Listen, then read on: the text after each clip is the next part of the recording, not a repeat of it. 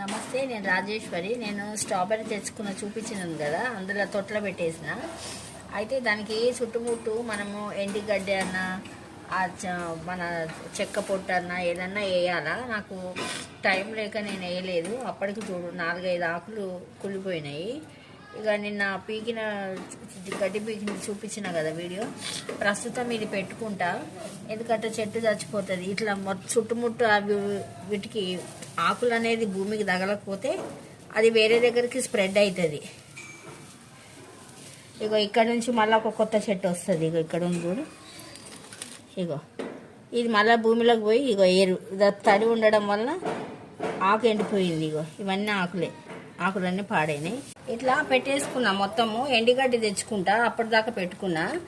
ఇది పైన వచ్చినాయి శంఖ పుష్పాలు, ఇంకా ముందు దెంపలే.